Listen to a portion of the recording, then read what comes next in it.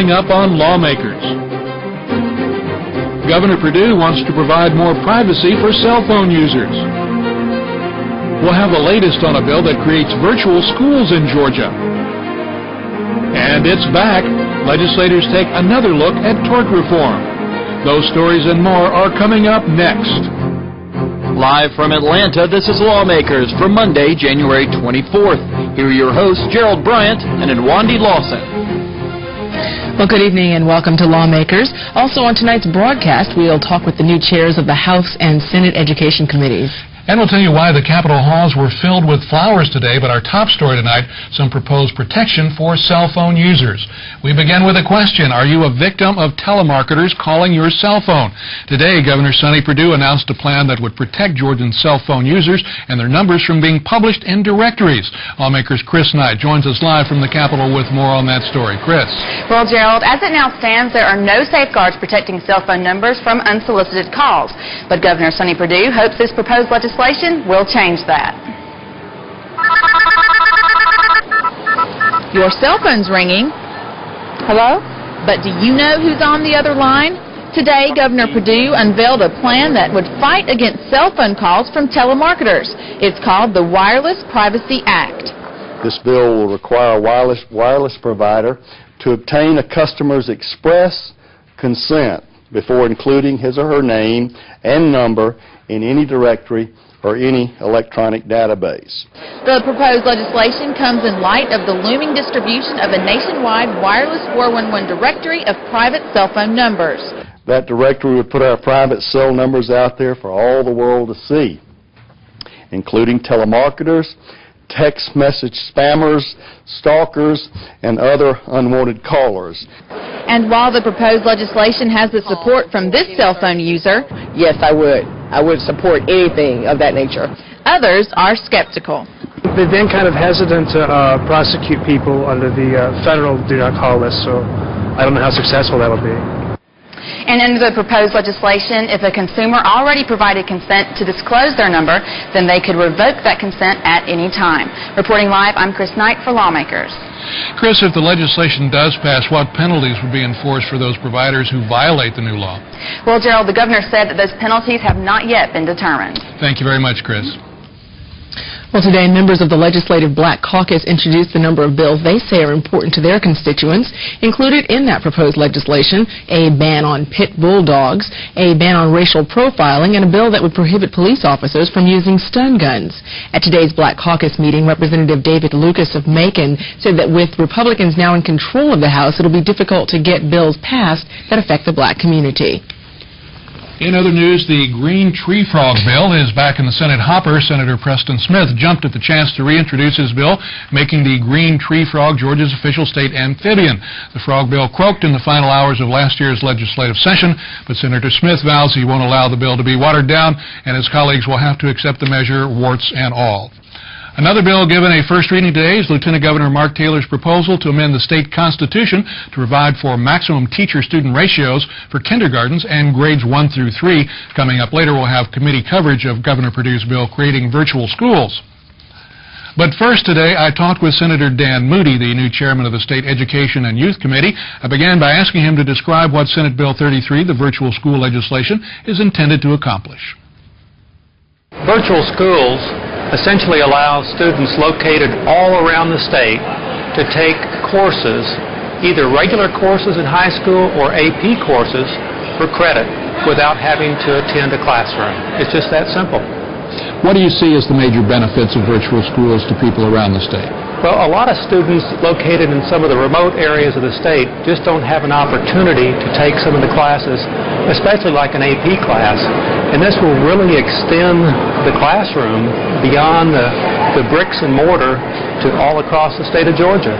Since this program was announced, the bill was announced, what kind of feedback have you been getting on it? We've had very, very positive feedback about the bill.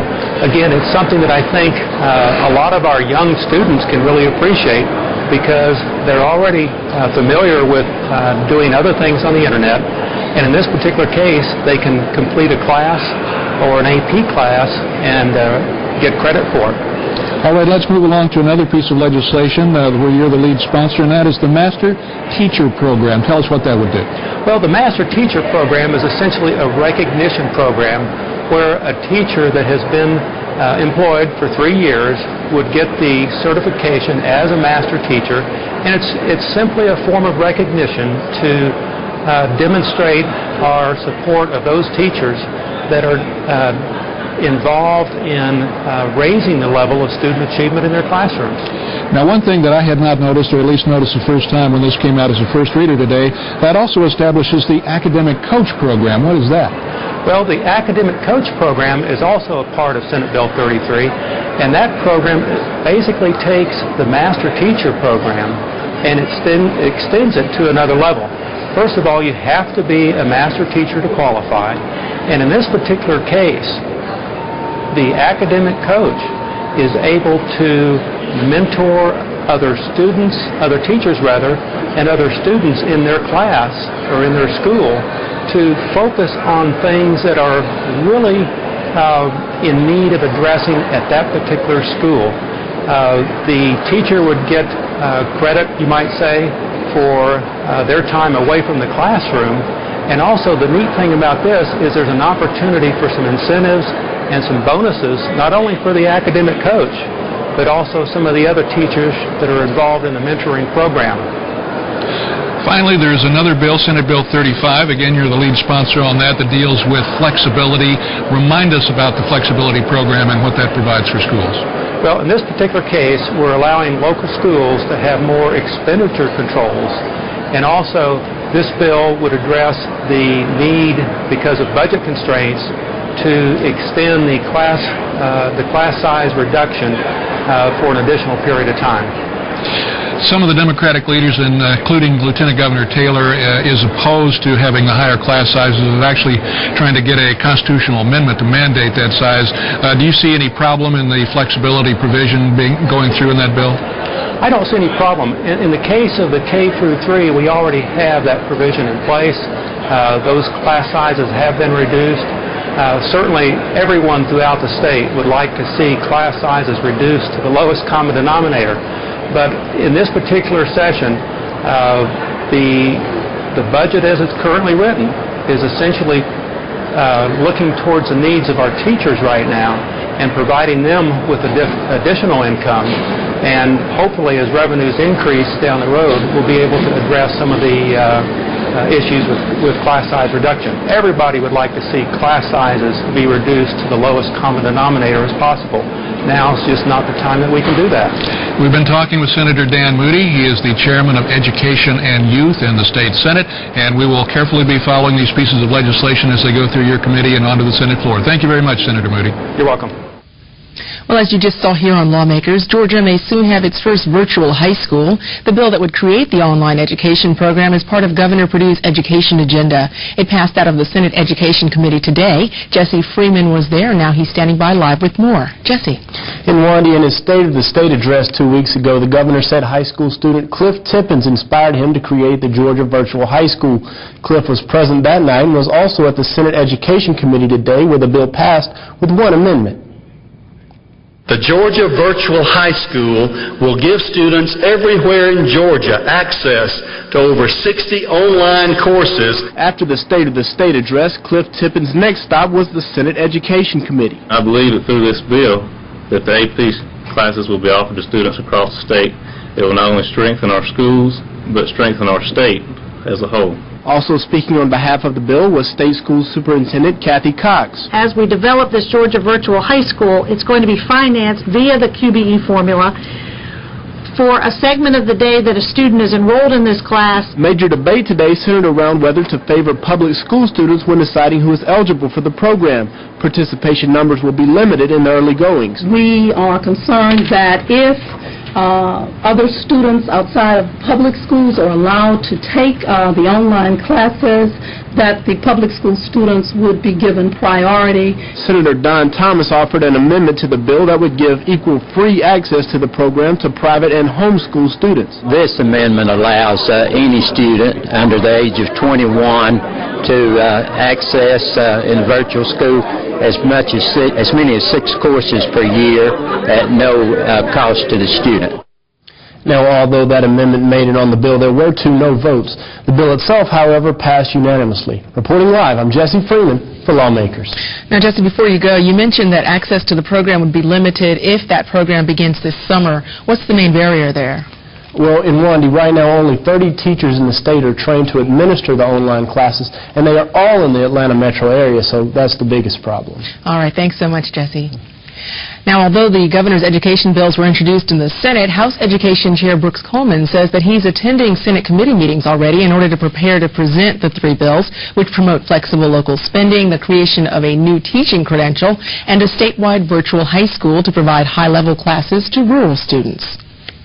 We need to be sure in this state that every child, regardless where they live or where they go to school, have the same opportunity and have the opportunity to take the same courses that they would in a huge school, with 4,000 or 5,000. So I think it's going to give, for the first time, any student in this state the opportunity to take these advanced placement courses and to prepare themselves as well as any school anywhere, no matter where you live in Georgia. Now, certainly, even back to the administration of then-Governor Zell Miller, technology has been a big part of Georgia's schools. I'm wondering, with the virtual classrooms, is this going to somehow replace some of the technology programs that we already have in the schools? Well, you know as well as I do that knowledge is doubling about every 6 months. And, of course, as knowledge doubles and as technology improves, we find better ways, quicker ways, and better ways to do things. No, it's not going to replace. I think it's just going to improve on the technology we have and just allow students to better prepare themselves for the world of work and the world beyond. Well, it looks like the governor is also proposing that we create a new level of teacher certification, and I guess the Department of Education, along with the Professional Standards Commission, will work out some of the details. But the master teacher, tell me a little bit about why it's important to create this new designation. You know, Georgia, with their thousands of teachers we have teachers out there that, are just doing exceptional things in the classroom. Their students are just doing real well, and we need to look and check our teachers, and those that are having, real good results with their student achievement, we need to identify them, and we need to recognize them. Teachers, many times it's not just the pay that they're looking for, but the recognition. Let's recognize them, let's praise them, and let's give them credit for what they're doing. And I think the beauty of this bill is we'll identify these teachers, and then we can allow these master teachers. They won't have to become administrators to be able to do these things. Staying in their classroom, working with their students, allow many of them then to have the opportunity to meet with other teachers, work with them, share these techniques that they have found so successful so that the best teachers can help all our teachers to become great teachers, and so that we would have all teachers doing similar type things and having the same results. Well, I'm sure educators will be interested in the additional recognition that they can gain through this program, but they'll probably be asking you as well, is there any compensation to go along with that? As you see it, do you see this as being a different pay level for teachers? Well, it could be. We need to look at the bill. We need to get the program going. We could later on look at maybe a way of rewarding them, maybe with some time off to work with other teachers. Maybe we could look at some other ways of compensating them, maybe not just money. Money is a possibility, but there are other ways we could. And then, of course, we are looking at the third part of the governor's package as well, and that deals with additional flexibility for schools. Why do we need to extend this flexibility beyond what has already been offered to the system? Yeah.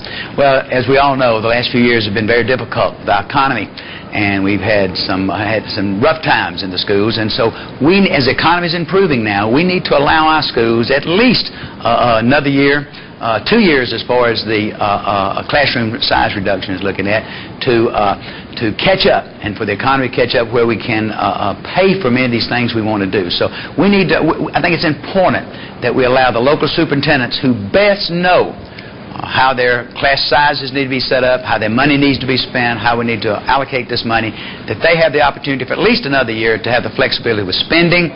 And then we need to allow them to wait at least 2 more years, as the bill says, before we require the lowering of the class sizes, because we haven't been able in these many fast-growing systems to pay for the classrooms we need, to to have the space. So we're just giving them a little time for the economy to catch up with us and give the schools a chance to catch up. All right. Well, I guess you'll be looking at getting these bills over in your committee next week sometime. We're excited about it. Well, we certainly appreciate your time, Representative Brooks Coleman, the Education Chairman in the House. Thank you. Thanks so much for having us. In other news, tort reform legislation came under public scrutiny in today's Senate Judiciary Committee. Committee Chair Senator Preston Smith is also the sponsor of Senate Bill 3, which he believes will help slow down rising health care costs. David Zelski joins us live with details. David. Well, thanks, Gerald. Today's hearing was the first of 3 scheduled meetings to discuss tort reform. A key issue of debate is the section of the bill that puts a cap on rewards for pain and suffering in medical malpractice suits. Healthcare costs in Georgia are rising. Hospitals, primarily in the rural areas, are hurting financially. Senator Preston Smith believes Senate Bill 3 is a good start to reversing that trend. Many medical providers are exercising what is called defensive medicine practice, where tests and diagnostic procedures are ordered not because they're necessarily indicated for a particular symptom presentation, but rather because of fear of a lawsuit for some undiagnosed condition. As a lawyer, I understand the need to provide access to our courts. It is something that we're trained from the very beginning on our first days of law school, and it's pounded into us how important it is to keep access to our courts as a system to redress grievances. But we do need a fair system. Similar legislation has not passed the previous 2 years. Members of the State Bar of Georgia say the part of the bill dealing with caps on non-economic damages is not the answer. In the 19 states that have adopted caps, in fact, professional liability insurance has escalated at a higher percentage than in states like Georgia that have not. Okay? So that's the best information that I have, but I've seen no information that indicates that there has been some improvement, I understand, in California, but not as a result of tort reform, as a result of insurance reform. Well, obviously the caps on uneconomic damages is the one that gets always the most press. That's a major provision. Elimination of joint and several liability, expert witness, venue elimination or dealing with a venue issue, periodic minimum payments, just a whole list of things that will address the medical malpractice crisis we have in this state, which has turned into an accessibility issue for health care for our citizens. Though tort reform is a serious issue, this morning an anonymous member of the Senate let Senator Smith know, in a humorous fashion, that he did have opposition. I came in this morning to the Senate chamber and opened up my Senate desk and found this located, it's curled up inside my Senate desk. So I hope that when I say high level of decorum, that you understand what that means, and we'll respect each other and agree to disagree on some provisions. And I hope that's the only snake that I face today. Now, today's meeting began at 4:30. 27 speakers, both for and against the bill, were scheduled to testify, and so the meeting continues as we speak. Reporting live, I'm David Zelski for Lawmakers. David, you said this is the first of 3 committee meetings allotted to discuss this issue. When will the next one take place? The next one's going to be 2 o'clock tomorrow, and the third, as of now, is scheduled for Thursday. Okay, David. Thank you very much. Well, last week's joint House-Senate appropriations hearings began with the announcement that the increased revenue collections in the state had added $850 million to the state coffers. But for some state agencies, this will not be enough to eliminate shortfalls. We are back and getting back into an environment in healthcare that we haven't seen since the early 90s and late 80s. The best managed plans in the country, we're still seeing almost double-digit increases in their healthcare costs, and that was after all the things that they've been able to put in place and deal with in terms of controlling the growth in expenditures. With expected 13% healthcare increases, Commissioner Tim Burgess estimates a $279 million addition to the cost of administering Medicaid. Although Governor Sonny Perdue proposes $149 million in new state dollars, the Department of Community Health will have to consider changes to Peach Care and the state health benefit plan to offset the deficit. We did have a good budget presentation. It's the first time in 3 years I've gotten up and been able to talk about additions rather than just cut. Of the $850 million in new revenue, $511 million is designated for education, including money for a 2% teacher pay raise. Funds have also been allocated to create the governor's proposed virtual high school to offer online advanced placement classes and test preparation, and over $5 million to increase pre-K enrollment. The Department of Technical and Adult Education plans to train 2,600 graduates to fill the state's most critical fields, including allied health, transportation, energy and environment, and agriculture. However, Commissioner Mike Vollmer told legislators that changes to the Hope Scholarship and tight budgets have reduced enrollment at the state's technical schools. You limited the number of hours that a student could have under the HOPE program. That needed to be done. But now what happens is we are seeing a little decrease in our high school enrollment for this first year because students are concerned about using up their HOPE hours immediately in high school. The $1.7 billion higher education budget includes over $70 million to build or renovate several facilities. $10 million of that will go to rehabilitate a historic building at Georgia College, almost $27 million to upgrade the physical education facility at the University of West Georgia, $20.5 million for a distance learning building at North Georgia College, and $12.7 million for classrooms at Savannah State. That's all I got, Mr. Chairman. In a presentation that lasted less than 1 minute, Georgia Regional Transportation Authority Director Steve Stansel outlined his agency's budget to improve travel conditions and air quality for 13 Georgia counties. The Department of Transportation budget is supplemented by $15.5 billion in Fast Track funds. Financed through bonds, Fast Track allows the Department of Transportation to complete 18 years' worth of projects in only 6 years. The plan includes widening Interstate 75 near the Georgia-Florida border and several rural road projects. The governor's legislative package proposes hiring 500 new caseworkers in the Department of Family and Children's Services. The head of the Department of Human Resources testified about the plan's impact. About 25% of our frontline staff at DFACS leave in their first year of working for us. 50% of our staff have less than 3 years of experience.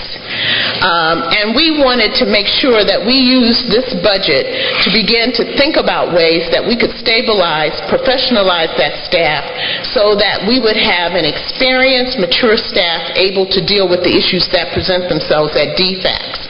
Although Public Safety Commissioner Bill Hitchens was sworn in after the budget had been drafted, the veteran officer told appropriations hearings that the recent budget cuts have contributed to a shortage of state troopers on the highways.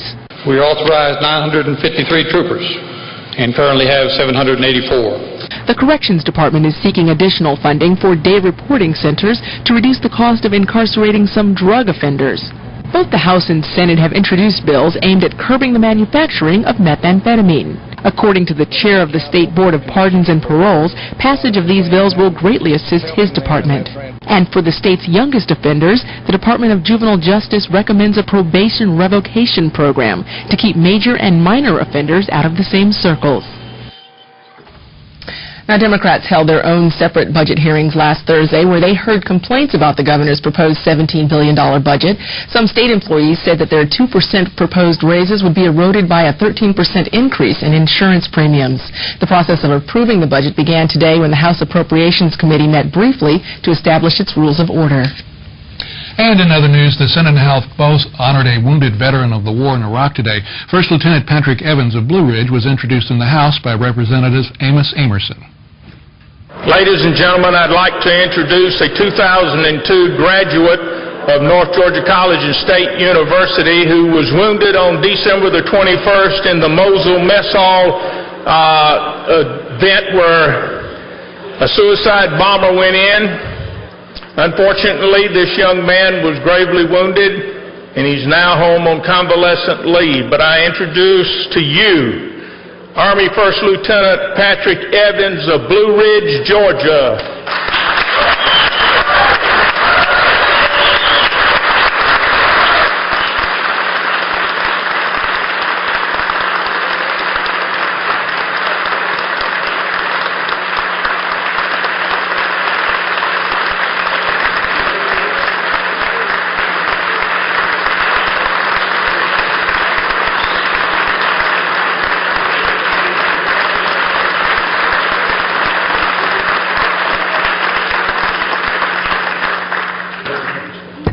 Good afternoon. I'd like to thank you all for recognizing me and also for your brothers and senators who have already done so. But I appreciate all the recognition given me today. And I'd like to say, I'd like to thank you on behalf of all soldiers serving for Georgia and all the other states across the country. The continued support of our legislatures and all our representatives for the soldier out there fighting the war on terror has been great. It just makes our jobs easier to do, and we appreciate everything you've done for us, so thank you.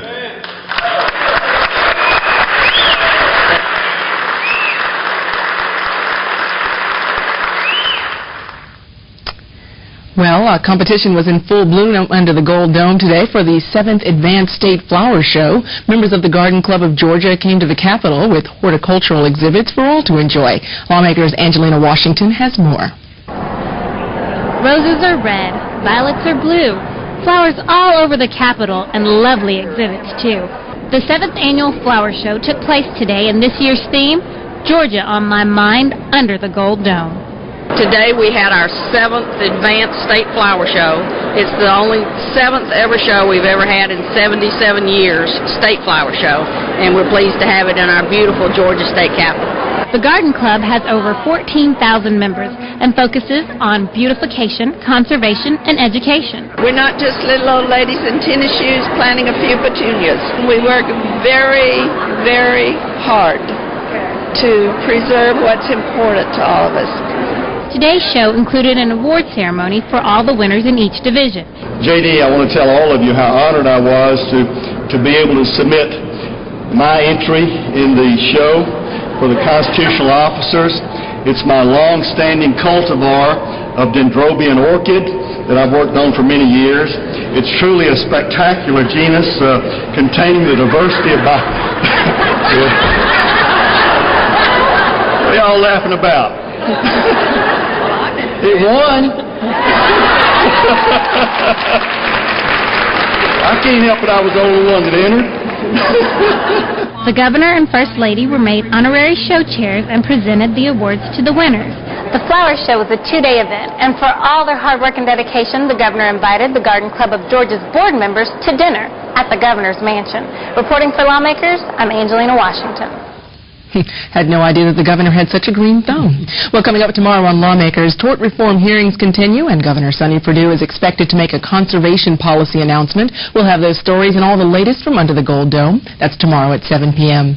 And if you missed any part of this broadcast, tune in when Lawmakers is rebroadcast tomorrow morning at 5:30 a.m. on GPB. Just a reminder for those of you with access to the Internet, you can watch Lawmakers online. Lawmakers is streamed live, then archived on our website every night that we're on the air. Have you ever wondered what happens to those appraised items once the Antiques Roadshow leaves town? I have. Well, find out on Antiques Roadshow FYI. That's the new series that starts here on GPB. That's very good. That's a good show. And that is our broadcast for this, the 4th legislative day of the Georgia General Assembly. Thanks for joining us. I'm Gerald Bryan. And I'm Wandy Lawson. For everyone here at Lawmakers, good night.